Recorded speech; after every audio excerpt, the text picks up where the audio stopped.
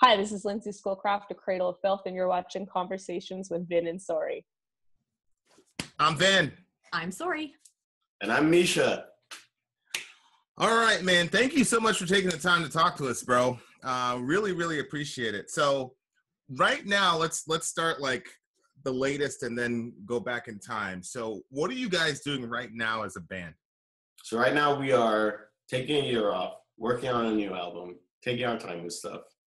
And we have the luxury of doing that because we just started a label, which I'm not really supposed to talk about yet, but it kind of got leaked.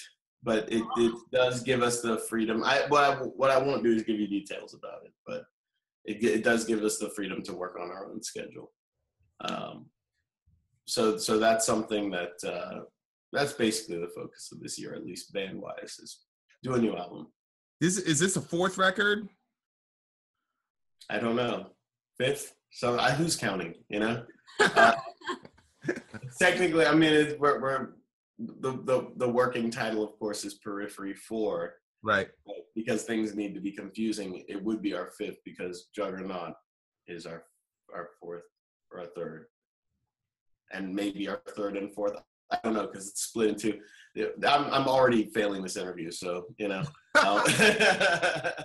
Yeah, somewhere around there. Well, yeah, I saw like Periphery 4 and all that, and I'm like, oh, it's their fourth record. I'm safe. I was wrong. Yeah, it's I'm sure a lot of people will assume that, which kind of makes it funnier to me that it isn't. So we'll probably just stick with that. So the bulk. I got a ton of questions to you about the Juggernaut record. That was a concept album, is that right? Right. That's the only one that we've done that is a concept record. Okay, so this one, we listened to Stranger Things. Right. Stranger Things, was that the last song on that record? Yeah. It's sort of like the culmination. It's the end of the story, and it. I mean, I guess at this point we could talk a bit more about the story, but like it's there's some question as to whether it loops back to the beginning because thematically it does. But it's fun like that. A lot of themes from the album appear in that song in kind of a fun way. So how hard is it to write a concept album? Yeah. It was tough. It was that was a very challenging album. But we wanted that challenge. You know, at that point, we'd done 2 albums kind of the way that we do it, which is just, it's very easy to write Periphery albums because our only rule is, does it sound good? So there isn't any really rule. It's just literally the best collection of songs that we can come up with that we feel fit on an album together, have the right vibe. But it's pretty easy. And then that album was like, okay, well, how do we make this a little bit more challenging? How do we change this up a bit? The concept forces you to fit a vibe at a certain time, at a certain point in the story, has to make sense lyrically, has to all work, you know, and there's just a lot of moving parts. So you're absolutely right. It's a lot more challenging. I think that's what we were after, is we didn't want to just do another album. We were in the mood for something a little bit different, but it was a labor of love. Like it definitely took a lot of work and tweaking, and it was a pretty stressful process. So that's why we haven't raced at the opportunity. The next album is Periphery 4. It's probably not going to be a concept album unless, you know, Spencer really wants it to be. But, you know, at least musically, we're not approaching it like that. I would assume that would be a fairly exhausting process. Yeah. I mean, it is. There's just a lot of back and forth. And I also think, you know, if I'm being entirely honest, like our health as a band wasn't quite as strong as it is now. You know, it's tricky being in a band. It's maintaining a lot of relationships. Maintaining a relationship with, you know, one other person is enough work. With 5, right? 4 or 5 other people, it's just that much more difficult and that many more dynamics to go through. And again, all it is work and communication. I'm lucky to be with a group of guys that's sort of committed to improving that. But, you know, I'd say it actually started to get better from there, but it wasn't quite there. the difference in experience just between recording Juggernaut and Periphery 3, like, couldn't have been more different. Periphery 3 was one of the best experiences ever because we really started to figure out how to be a band. You know, like. Do you have your own family now, or are you single? I'm right here. This is the whole family. Right? I'm like, that must be really challenging to balance having a family and then balance the relationships within the band. Yeah, I mean, I can't speak to as far as like having kids or anything like that, but I had a very long-term girlfriend at the time, but she was very supportive. It wasn't, you know, I think as long as you have someone who's supportive, like, it's not a problem. Maybe if you have someone who doesn't understand or respect what you do, but that might be a much more fundamental problem than just the band. You'll probably find that leaks into all aspects of your life. So that's probably on a case-by-case basis. But specifically to the band, you know, you need it to function well. Just to do anything, you're going to be living with these people. You're going to be touring very close proximity to these people, and you know, you'll always find that the relationships, the tension, the tensile strength of the relationship gets tested towards the end of a tour. You know, those last few weeks of a tour are where those really get tested, because that's where all the joy is gone. And it's like, you know, you really ache for those creature comforts that you once had, and your patience really is whittled down at the end of that tour. So that's when these arguments will start if you don't have like a tight unit. What keeps the tight unit? I'd say a combination of communication and correct personality type. Because if you're not introspective, you're not going to want to work on yourself. You're just going to be like, oh, I'm right and they're wrong, you know? So this is why I say I'm fortunate that like everyone in the band is the kind of person who knows that they're not always right, and that maybe there's something wrong. People are coming to them. It's not an attack on them personally, but maybe there is something that needs to be worked on. And everybody has had that talk, like me included. Like, I've definitely had to work on things. Really? Like what? Oh, yeah. What do you have to work on like the most? Getting really personal here. I mean, you know, without getting too specific, it's like minutia, but it's just like communicating and understanding. Like sometimes it's just things that you do that you don't realize are annoying. In fact, most of the time, that's what it is. Because either you're oblivious to it or it's malicious, right? Yeah. But in our cases, it's just oblivious, and then you bring that to someone's attention and they're like, oh wow, I had no idea, I'm really sorry, and you work on it. So it's simple stuff like that, but you just got to realize that, like, well, I'm sure everyone, you guys and everyone who would watch this will realize, like, over time those things sort of wear away at a relationship. So, but there's two kinds of reactions to that. Either you get that information and you're like, can I swear? Go. Oh yeah. Oh yeah, okay, yeah, and then you're like, "Fuck you," you know. You don't know what you're talking about. Fuck you, I'm fine. You know, you're an asshole. That's not productive. That's not a productive conversation. Or you're like, "Wow, I'm really sorry. I didn't intend to make you feel like that. You're a person I care about, and I don't want to make you miserable." And which way you go on that will sort of determine the health of your relationship. So I'd say that we're generally speaking the latter of those examples, and it's allowed us to slowly work at a better relationship over time. I know you want some juicy details, but they're all like really boring. Like all this boring relationship stuff, you know? I'm maliciously annoying. Right, exactly. I annoy somebody on purpose. It goes, right before we do a review, I'll start a fight, so she'll be all emotional. Like we did Sound of Silence a couple days ago. There was Disturbed cover, and right before that we had one of these deep existential conversations, and she was having a hard time. And then I thought to myself, what song should we review? I know. Sound of Silence. For great TV. I'm just messing up. Oh my I God. wouldn't do something like that. Jeez. There we go. You got it live. The confession right here. Yeah, 20,000 views on it. Brilliant. I'm a genius. Okay. Wait, it's crazy because you would think that, like, you know how people are like, oh, bands, you know, their ego and their pride, and like, but like to actually work in a band, you have to submit your pride and like be humble out to make it work so you guys can tour together. Oh yeah. And actually, I mean, it goes to all aspects, like to writing as well, because what you're saying extends to, like, let's say you wrote a part and it gets cut. That sucks. I talk about this sometimes, you know, like that really sucks because, yeah, I think when you write music, you're emotionally attached to it. Mhm. So it almost feels like if something's getting cut or rejected, it's like you're getting rejected. Personal. You're a shitty person. I get that. I understand that feeling because I've definitely felt that before. And that's something that we've had to get over the years. It's like, no, it's just that this doesn't work. And the prize is bigger than did you get your riff in the song. And, you know, I think we've encouraged like this collaborative. My favorite songs are the ones that are the most collaborative.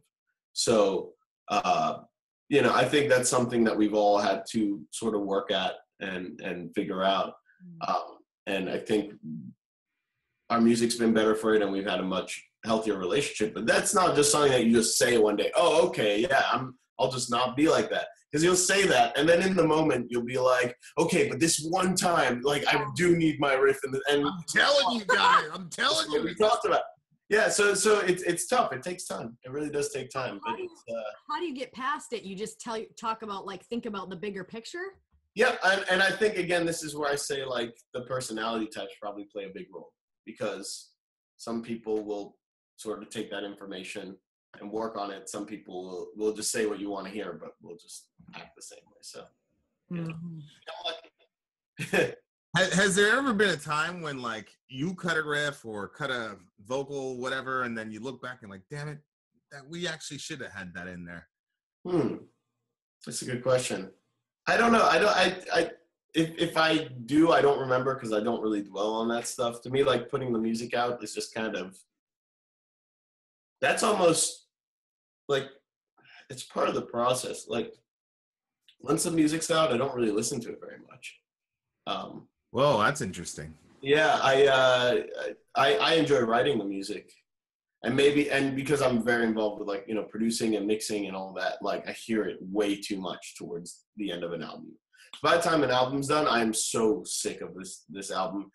And what I'll do is almost ritualistically, like, listen to it, maybe like a couple times after it's out, sort of like pretending that I'm hearing it for the first time, like in the shoes of people who are listening to it for the first time when it actually drops. And the good thing is that there's, like, usually a period of at least a few months between when we turn in the album and when it kind of debuts. But, like, yeah, after that, I don't listen to it. Like, aside from having to practice it for, like, shows or clinics, you know, listening to the song for that purpose, like, very rare for me to listen to my own music. That's not really, I've realized it's not why I write music. I just enjoy the process. So that's in, so you're more of the journey of completing the song than the song itself? Yeah, I think so. And, you know, I think I've had to, because all these things you have to realize are just kind of like, this is what I felt like doing. So I've never really analyzed where they come from or why I do them. But yeah, I don't think, like, I think some people like putting the music out and listening to it, but, like, I've realized, like, that's not me. And I also don't think I'm particularly good at writing music either. So, like, maybe that has something to do with it, you know? But I just really enjoy it. And like, people always make weird faces like you're making when I say that. But, like, the truth is, here's a great example. You guys like video games? I do. You like video games, right? Oh, yeah. I love video games. I'm terrible at them. I'm not very good at video games, but I love them. It's the same thing with music. I'm not very good at music, but I love making music. So, like, that's that same relationship where, you know, even though I don't think, like, I'm anything special there, I really enjoy the process of making it. It's just something that I do that makes me happy. Wait, have you ever been somewhere and, like, heard somebody listening to your music, like a car goes by and they're listening to your music and you're like, whoa? It's kind of hard to hear other people, what they're listening to in their cars. I'm not listening to what they're listening to. But, you know, occasionally I've heard our music played around. But, you know, it's not really the kind of music that will be in places. I guess the only place it might be is in someone's car. But no, that hasn't really happened. You know, I don't see Periphery as, like, a big band or anything. We've done well in our scene, but, like, in the grand scheme of things, we're still a very small band. Well, I was talking about that. We were listening to Make Total Destroy, I think a couple of nights ago, Right on. which by the way got blocked. We got blocked. Yeah, we couldn't. We tried like 3 or 4 times, and it's crazy because there's a whole bunch of other channels that. Oh, is that the one we had to upload without? Yeah, we had to song? upload it like 3 times, and then we We just, eventually had to. Yeah, you see, I think Sumerian is really difficult about that. Yeah. Sumerian's been very difficult with that kind of stuff. So I think that might have something to do. It's entirely out of our hands. I don't care at all. I mean, the more the merrier, as far as I'm concerned. Well, that's what I was saying. People were like those freaking greedy Misha Mansour. I'm like, I'm pretty sure. And of course, I knew that we had the interview lined up, so Yeah.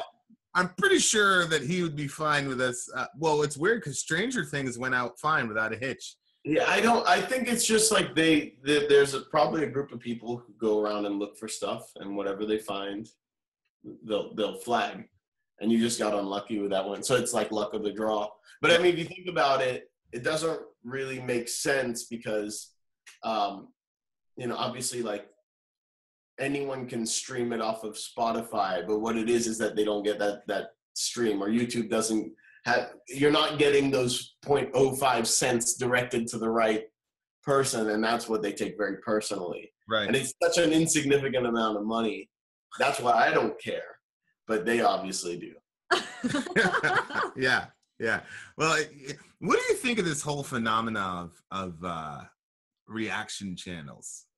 Like, I think it's, I have to say, if I'm being entirely honest, at first I thought it was silly. Like when I just heard that there was like, but this was before seeing a reaction video.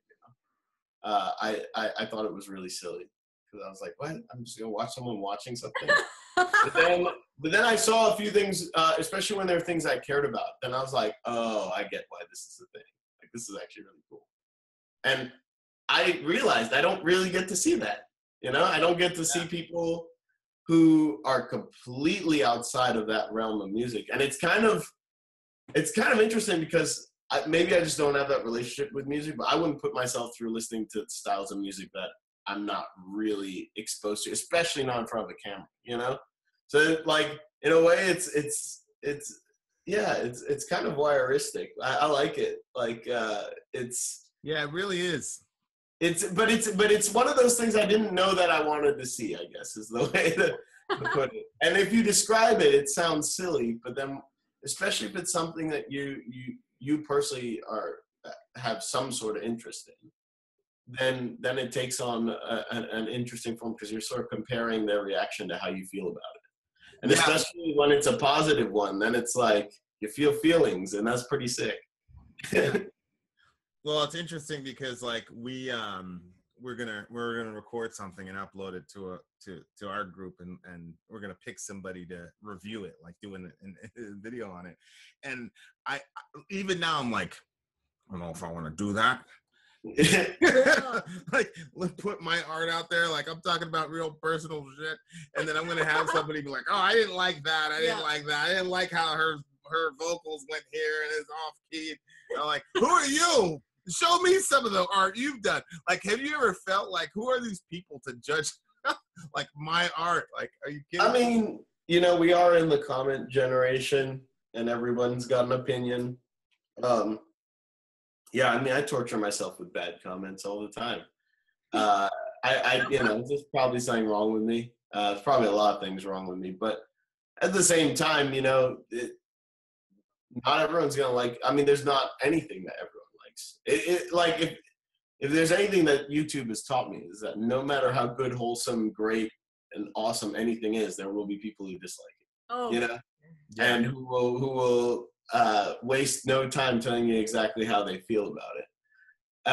And I think, the way people tend to be wired is that they just tend to gravitate towards the negative comments because, you'll see 100 comments that say, "Oh, this is great, awesome," and you forget those forever. And then that one bad comment is the one that they'll stick out. That you'll be like, "Oh, look at this guy." oh. But at the same time, I kind of see it for what it is, So, because the thing is, I don't really go around making shitty comments on things, Like, I talk about things I like, or I just don't talk about it. So when people do that, I kind of see it as like that's their insecurity manifesting itself. And you know what? If that helps them sleep a little better at night, Glad I could be of service. yeah, I mean, it's not the worst thing in the world. Like literally nothing about my life changes, and they get to get that little endorphin rush. It's like, all right, nothing lost, you know? Yeah. Well, But it is interesting how like that's like what my eyes would gravitate towards, you know? yeah. And I think a lot of people are like that. I think that's why you see a culture of that. But yeah, it's just I don't think people have had the opportunity to have a voice, and you know, the internet sort of evens out everyone's authority a little bit, so you don't know who's who. Someone actually may be an authority on something and commenting, and some guy may just be a fucking dingleberry in their mom's basement, and their words will appear in the same font and have the same sort of gravitas, even though it shouldn't. Interesting thought. No, it's true, because we did the Thy Art Is Murder song, and you know, we had, you know, hundreds of comments on it. After a while, you can't keep up with it. And I just happened to be scrolling through the comments, and the dude from the band, the guitarist from the band, actually ended up responding. Mm-hmm. But to your point, I didn't see anything because font looks the same, everything looks the same. So he was just a whatever. Right. And then I looked, and I'm like, people were like, "Oh my God, you're so awesome!" Da-da-da. I'm like, "Why is everybody going after this guy? Yeah. Who the hell is this?" And I was like, "Oh shit." Yeah. So you get a bit of that. It's an interesting thing. I think we're very new to it, so we're sort of all learning how this works and the long-term effects that this will have. But it definitely is changing how people interact with music and people in general, right? Yeah, well, I mean, shit, man. 5 years ago, this would have never happened, right? Right. Like, Yeah, it was definitely a lot tougher. It makes people more accessible, for better or for worse, right? yeah, no, for sure, for sure. So tell me about like your introduction to music. Now we're going way back. Way back. Sorry, latest record to now. Like, when did Misha? What's your first rock record? What happened? So actually, like, my introduction to music was when I was like 3 or 4. I think my mom forced me to take piano lessons. I think I like showed an interest in music. Like I was probably at like a friend's house or something and like played on their piano. And so they're like, "Oh, he likes the music, does he? Let's get him some lessons." I hated piano lessons so much because I hated having this sort of regimented structure teaching me how to learn. Like I'm more of the kind of guy who just wants to go in and figure it out. I just wanted to jam, and piano lessons is not jamming. But you know, I have to say, to some degree, my mom was right. She's like, "Yeah, you'll thank me for this," and I am grateful that like I did have, you know, I still. It's funny because in some ways, like I've forgotten basically everything that I learned because it just went in one ear and out the other. Kind of like a math test that you cram for. But like the very basics, like I can find my way around a piano, which I guess is pretty cool. And I am grateful for that. But I wasn't really exposed to like, you know, rock and like heavier music until I was like 12 or 13. We had a friend from Australia visiting, and he had those binders full of CDs. You remember those? Oh yeah. And he was just showing me some music. Sori doesn't remember those because she wasn't allowed to listen to music. Is that for real? For real. You weren't allowed. Okay, we're gonna make this interview about you for a second. I need to. Not even the Christian music. Good Lord. Really? What's the deal with that? I don't know. Like, I remember when I was like probably 12 years old, I was at my cousin's house. My mom would sing at church, so I would hear those songs as she was practicing. But I was at my cousin's house, and she had the radio playing, and I was like, I'm not supposed to listen to the radio. And then it was Christian music. So I was like, what? There's Christian music? And I remember going home and telling my dad, there's like music, but it's Christian. So like, and he was like, so we're cool, right? Yeah. He's like, yeah, I know. I listen to it every day in my truck. I'm like, what? How come I haven't been able to listen to it? And he was like, And so like at that point, we kind of like got like a little bit like we could listen to some Christian music, but past that, it was only Christian music the whole time I was living at my parents' house. And so what you're saying is Christian music was your gateway drug? Yeah. Yeah. It's kind of sick. the fact that you're listening to Periphery and Cradle of Filth and Behemoth indicates that he should have never let you listen. Yeah. Yeah, that's right. Yeah. They were. But they yeah, were growing up, trying there to was protect no. you from all of this garbage that you're listening to now. You know. Yeah, you know what's crazy though? I mean, I've said it before in other things, is that the spiritual experience that I would get from Christian music was, you know, but I've like gotten way more spiritual experiences from listening to the other music, because people are talking about their real shit that they're going through, and then like sometimes they'll talk about like the devil, or they'll talk about God, and it might be in a negative way, but there's still something that you can gain from it. So it's really cool. Yeah, I think probably what happened is you just connected, period, and it didn't matter that it was Christian music. You were connecting to something, and then you just found that, oh, I have a connection to music in general. It doesn't have to be Christian. I could just connect to it, and maybe I can find music I like even better that I connect with even stronger. But yeah, I wasn't forbidden from listening to this music. I just wasn't exposed to it. So for me, I had a bit of that as well, where it was like, you know, this guy was showing me like Nirvana and The Offspring and Green Day for the first time, and I was like, whoa, what is this? I haven't heard this, but I like everything that I'm hearing, you know? And, you know, I didn't have the words to explain what I wanted to hear, but I just kept saying, like, do you have anything louder, you know? Like, again, because you don't have the vocabulary when you don't know what there was this instinct of like, I wanted something heavier, but I didn't know what heavy was. Yeah. And I think like that sort of that was my gateway drug, you know? Before that, I was just listening to a lot of classical music and Michael Jackson, which is great, but, you know, that definitely expanded my mind a little bit. Also, that's where I started to be like, I really want to play drums, and I really want to play guitar. And drums were my first instrument, but then when I went to university, I couldn't really keep up with that, you know? So I refocused my efforts on guitar, where I could practice an instrument without annoying everybody. So who was the first heavy band that you were like, this is what I wanted? You know, it might have been Korn. Yes. Like I don't really listen to new metal now. You know, I'd say like for me personally, it probably hasn't aged as well as some of the other music that I've listened to. But that was probably the first band that had like legit screaming in it. I was like, okay, yeah, that's what I was talking about. Was it I think my friend had Life is Peachy and showed me that song Good God, and I was like, okay, that's really sick. That's and then from there, you know, getting into bands like, you know, Deftones, which still today is like one of my favorite bands of all time. And, you know, after that, getting exposed to progressive metal with Dream Theater, I went through like this massive Dream Theater phase where I just tried to become John Petrucci. And that was like incidentally like around the time where I kind of shifted from playing drums to playing guitar. And it was like, okay, I'm going to take guitar seriously. I'm going to try and become John Petrucci from Dream Theater. And, you know, that didn't work, but it definitely helped me get a little better at guitar. And then discovering Meshuggah, which is like still to this day one of my favorite bands of all time. That was, you know, probably one of the last bands that like I got into and like really fell for in that way. I don't think I have the capacity to get into bands. Well, no, that's not true, but maybe not metal. I just haven't found like a metal band that really does what Meshuggah did to me and continues to do to me.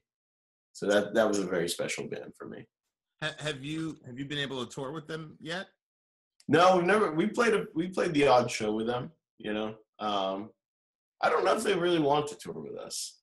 I mean, they're really nice guys. I don't know that they stand if I'm looking at it very sort of pragmatically, I don't know that they stand to gain a lot from touring with us. I hope I'm wrong, but I think it may just be like too obvious, and it's like, well, why not take a cheaper band that is less known, you know? If we got an offer from them, like I would jump at the opportunity, you know? But yeah, I mean, it's just not happened. I don't know that it will happen. You know, it may just be one of those things where just the stars will never align on that one. But I've gotten to see them live. We've gotten to play the odd show with them. I'm really grateful for that. So one of the crazy things about doing a reaction channel is I thought I had a pretty good grasp of metal history. And then after a while you realize you don't know shit. Yeah, I could see as the comments were coming in, they were saying, Vin, blah, blah. They were saying all this stuff. I was like, whoa, Vin doesn't know what he's talking about. No freaking clue what They I'm like talking jumped about. on him because I assumed he must know everything because I don't know anything about metal. And so then as it started, I was like, wait a minute, what's happening here? So, yeah. So then I so then they started explaining gent to me. D-E-N-T. Because so I'm like, oh, okay, so we have this show where we listen to black metal. And so we played Behemoth and somebody showed up and said, actually, it's not, that's blackened death metal. That's not black metal. Oh God, now we get into the subgenres. Yeah, I was like, oh Yeah. shit. Okay. People take this stuff very seriously. Dude, you have no idea. Like, they're really like, I'm gonna unsubscribe if you can't. I was like, what? Right. No, I mean, like people, I find it actually genuinely fascinating because I've never been concerned with labels, but I think a lot of people identify with who they are relative to these subgenres, and then it's very personal. So, like, especially as you sort of go deeper and deeper, like black metal fans, like God forbid you call a death metal band a black metal band. Like that's like the worst crime that you could ever commit. Or bands that are where the jury's not out on whether they're actually like, is Behemoth actually black metal, or are they too popular to be black metal, or are they too well produced to be black metal? You know, that's what happened with Vatane. Right. I mean, wait, are they not considered black metal anymore? They're clearly devoted to the devil. It's clear, like black metal. That band is pretty much like, I think they're for real. Like they bring like dead pigs on stage and like all that shit, right? So like, so then somebody comes and says they were too produced. There was the notes. Yeah, that's where I think people just want to be argumentative, because I mean, if you look at it objectively, everything about that band is black metal. Like they take it very, very seriously. There's some bands that put on a show and do it for the show, like Behemoth does it for the show. I don't know that band super well, but I don't think that anyone is actually out there like hoping that churches get burned. But like these guys on like the American Idol in Poland, basically. Right. And I'm just saying that if you bring like actual dead pigs on stage, I've heard that they need that Vatane needs the stage to smell like death before they go. I'm like, that's for real. That's some real shit right there. So, that's like true cult, but somebody said, so yeah, so maybe your latest album sounds pretty good, but that's some real shit. You know? Yeah, it was sprinkling blood on the crowd and all that shit, and I'm like, that's not black metal. It's not. At least a few years back, I heard that they would have like pigs' corpses and carcasses in their trailer, so for the stage, and that it would really, like, some venues didn't want them there because it was really hard to get the smell out. So that's some dedication there. And then like after all that, you get like, well, actually, it's not black metal.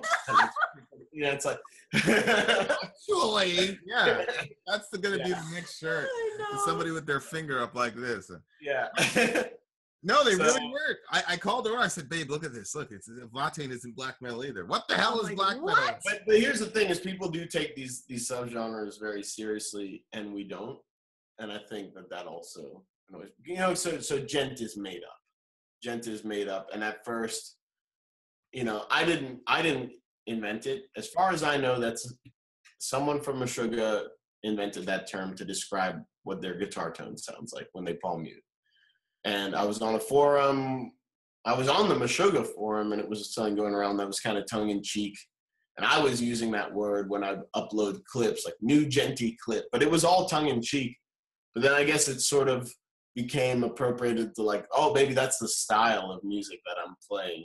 And I tried to clarify to the best of my ability, but it's a very long explanation to say, no, it's not actually a style of music. It's just the sound of the palm mutes, and it's actually just progressive metal.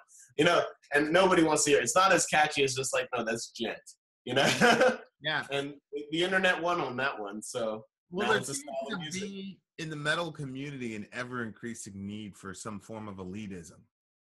You know what I mean? you listen to prog, I listen to gent. Right. You know what I mean? Well, I don't think hierarchically it would work that way. I think you'd be sort of a bottom feeder if you listen to gent right now. It's not as high art as like, post polka black metal grunge or whatever, but like, yeah, it's definitely like one of the newer stuff. It's kind of looked down upon it from what I can tell. Like it's not like as highbrow as like progressive metal or progressive music in general. But again, I don't care because as far as I'm concerned, I was just making music, and then a label is retroactively applied, so it doesn't really change anything for me. I'm still gonna approach it the same way. It's not all of a sudden like, oh, well, we get labeled a gent band, so now we need to make gent music. And we have fun with it. Like we have shirts that say "Got Gent," and then we have shirts that say "Fuck Gent, Fuck Thal," and like it's just we definitely like are very tongue in cheek about it because it doesn't matter. If we took it seriously, we probably wouldn't do that. Yeah. So give me in like 3 sentences or less. What does gent mean when people say it? Like what are they trying to say? I think anything that's sort of low tuned, has like very syncopated riffs, they're generally 4/4, but like, so you can groove to them, but very syncopated, very much playing with the beat, and where the kicks and the guitars tend to match up a lot. Like that will get labeled gent, especially if there's like either like a backbeat or some sort of pulse going through it. So it's something that like you could literally write as a formula on a piece of paper and anyone could make. But that's not music. That's just, a concept. So the execution is everything. And I mean, we have a lot of sections or riffs or songs that definitely fall into exactly what I'm talking about. So that's why it's very easy to label as gent. And if you do, great. I don't care. whatever makes you happy. What song of yours are you like the most proud of? And I understand that that's kind of like asking which kid is your. Well, I actually just, I don't, it's not like, I have less of the approach of like, oh, they're all my children, they're all beautiful. I'm like, they're a bunch of kids, whatever, like who cares? That's a tough one, man. Again, because I don't really listen to my music. I don't make it to listen to it, so it's very hard to, every now and then I'll end up listening to something, older, and I'll be like, wow, that's a cool song. We did good. But like I forgot that we did a good job. Since you went the Journey, why don't you answer which song was your favorite Journey, like as you were creating it? That's a good one. So we write in front of a computer. That's kind of our generation, is writing in front of a computer. That's like how I got my start, right? And it's, I started the band basically by writing in front of a computer, having the music out there, finding people who liked it and who wanted to join and who were on the same wavelength. But as a result, like making the band more collaborative has been, it's been a work in progress. And we've never jammed because we don't have like a proper practice spot. But the closest that we ever got to that was with this song Loon, which closes out Periphery 3. And I set up a bunch of sort of stations in my apartment. And obviously like we couldn't have drums, but Matt was just sort of drumming on his lap. And we were just kind of like playing around like with ideas. And that's the closest that we've ever come to sort of jamming a song out, not writing in front of the computer.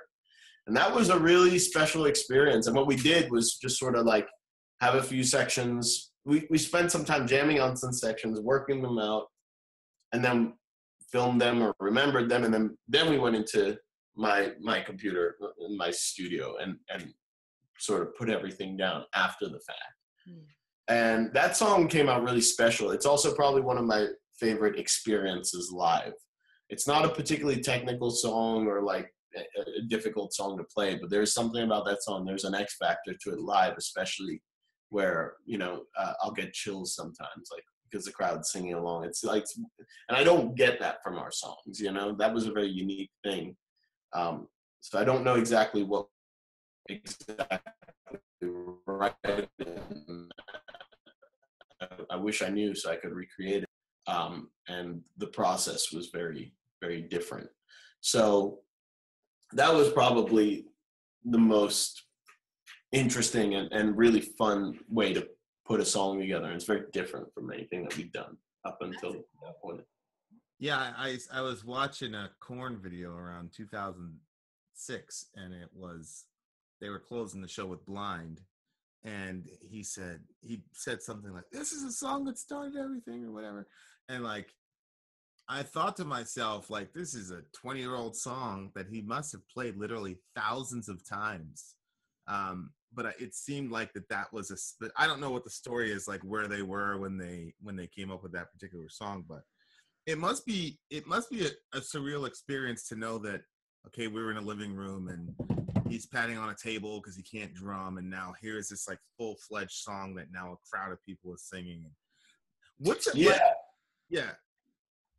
No, I mean, I'm just saying, like, it's interesting because in any case we're creating something from nothing. You know, with the computer we're able to program drums, and I think what it was more is that we've never jammed together. You know, and like that's something that, like, you've been in a band this long, we haven't had the space to jam together. You know, like in my area, there's just it's very difficult to secure spots like that. So when we do practice for tour, which is hard enough to arrange, we have time to practice, and that's about it. And this was just something new for us. So I think like that also is a big part of why it was a special thing, just kind of recontextualizing how we write. Now you started on MySpace, right? Like I was talking to, I think it was Jesse's, one of our guys. And did you start posting the guitar tracks on MySpace? Is that what happened? And then that's not actually where it started. I mean, though we did take advantage of MySpace when that came out, you know, like every band did and should have. There's this site, actually the songs are still up there. It's called SoundClick, not to be confused with SoundCloud. This is an older site. And I literally got my start by accident, you know, like my goal was, in life was to just work and do music in my free time. You know, I went to university, I hated it, didn't find anything I wanted to do. And I was like, I'm going to end up in a field that, like, I'm going to be competing with people who actually care. Maybe I should go into a field I actually care about. And my parents didn't love that idea, but they were supportive. They're like, all right, you know, as long as you're not using this as an excuse to be lazy, if you get a full-time job, we'll let you live at home for, you know, relatively cheap rent for the area that they live in. And, but they're like, you have to get a full-time job, and in your free time, you can do whatever you want, including music, you know? I was like, that sounds good. And I'd never been that happy in my life. That was really happy. Like, I'd gone from a really bad, dark place to that. And just the ability of having that and posting music up on the SoundClick site, and I was on forums at the time, and I, you know, share the song in the forum. But again, it was just kind of sharing what I'm doing just because I happened to post on these forums anyways. And I was like, hey, by the way, here's the thing I did. But I didn't think any of these things were particularly good. I was just having fun. But people seemed to like it. And I was just so excited to be able to be in the situation where I could write music sort of in my free time and put it together, that I was just doing it fairly regularly. So, like, you know, I was like kind of amassing like a little collection of songs, and more people started to expect that from me. And I was like, oh, this is kind of cool, you know, like, they're actually, now it's gone from like, oh, by the way, this annoying kid on this forum's like posting songs, so like, hey, when's that annoying kid on the forum gonna post another song? Yeah. You know, that's where it was like, oh, well, like, I guess maybe this has legs a little bit. But, you know, even then it was very, very niche style of music. Like even on the forums, a lot of people didn't like it, but it was getting some attention. That was, I guess, the positive reinforcement that I needed to keep at it, to be like, okay, well, you're onto something here, you know, let's see where this goes. Yeah. So what happened? The other band members like, hey, I can sing. Hey, I can. Well, I was in one other band before this. And I learned the lesson, which is, you know, like it was a band I formed with my best friend at the time. And, you know, we just wanted to take the band in separate directions. It kind of fell apart. And I was like, all right, well, if you want to do it, just do it yourself. And the beauty of being able to record the music yourself is that the concept's out there. So anyone who wanted to join, or anybody who I wanted to join, it's like, okay, this is what I want to do. It's very clear. There's no opinion on that. You know, it's very clear the direction I'm trying to go in. So that was good, but it still took quite a bit of time to find members. You have to keep in mind at this point in time, you know, people weren't really writing music like this in that, you know, it was pretty demanding rhythmically, you know? And if you didn't kind of understand what I was going for, it wouldn't really click. So there was a lot of really, really talented drummers I played with, but who just weren't quite wrapping their head around what I was going for, and just found it pretty difficult to internalize these things. So it was pretty tough to find members at first. Nowadays, you can find people. Now everyone understands this kind of music, so you can find members like all day long. But back then, it was difficult. Well, yeah, I remember reading somewhere that the drummer from Meshuggah, I think the song was like Bleed or something like that, like had to like retool his entire mind to be able to drum. He had to rework his, I'm a Meshuggah nerd, so I know all the facts. So he had to retool his kick drum techniques, the very demanding song on the kick drums, basically. He's basically keeping up a pattern of like, for like 7 minutes, you know, and it's just he worked for like 6 months to practice that so that he could actually perform that song. Yeah, so that's not a myth. That like, so no, the drummers have probably in progressive metal, gent, whatever you want to call it, they probably have one of the more demanding jobs, if not the most demanding job. I'd say, you know, in our case, Spencer, our singer, probably also has an equally demanding job because he needs to be everything at all times. And the guitarists have it pretty easy, which is why I play guitar. That's the question that Jesse had, was about vocally. How do you decide, okay, this is going to be like this? Is it natural? Does Spencer get to make that decision? Do you have a vision? Yeah, Spencer is an incredibly talented musician in general. So he's a producer, like he can do everything himself, and that's great. You know, the first album was pretty much written. First album's not really a Periphery album in my mind, because I wrote basically every song on it except for Race Car, which Jake and I wrote together. I wrote most of the vocal lines. I'm garbage at lyrics, so most of the lyrics were written by like a group of different people at different times.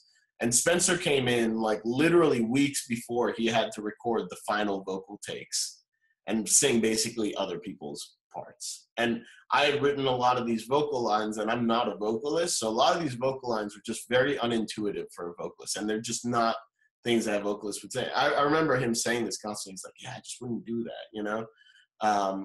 And he was also fairly fresh to singing. He didn't really sound like himself.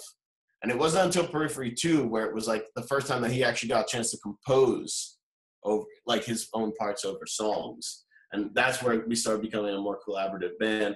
But still, I think one of the mistakes, and this was a huge mistake with Periphery 1, is it was written instrumentally, and it was like, you know, kind of like, okay, let's fit vocals on it. And then for Periphery 2, kind of written the same way. And I went to Spencer, I was like, all right, here are songs, make vocals, you know? And that sucks. Like, because everything's predetermined, prearranged, and like he wanted to change the arrangements on stuff, and I was pretty hardline against that, which was stupid. You know, I think that album did come out good, but there was definitely a lot of tension because of that, because he was having a lot of trouble being inspired and, you know, finding vocal parts that worked. And there's a lot of parts of that album that are a bit busy as a result. And then as of then, we started to realize, like, yeah, you got to work with your singer. You got to like make space for him, and you can't just write songs instrumentally and be like, yeah, figure this out. Yes. So, you know, as of then, that's when we started to like try to arrange songs with him and try to have him be more involved with the songwriting process, which is, when you think about it, something that makes a lot of sense. But we just didn't know any better. We're figuring things out as we go along. And I think that allowed his vocals to be stronger. I think that allowed for the songs to flow better and for things to make sense and not be overly crowded. You know, you're not having like crazy riffs that are fighting with the vocals, and like, yeah, like as a guitarist, I want people to hear the riff, and as the vocalist, he wants people to hear the vocals. It's just like, well, what, you know, it's just a mess sometimes. And so we've avoided that problem by sort of arranging stuff together so that everything can sort of be in its right place.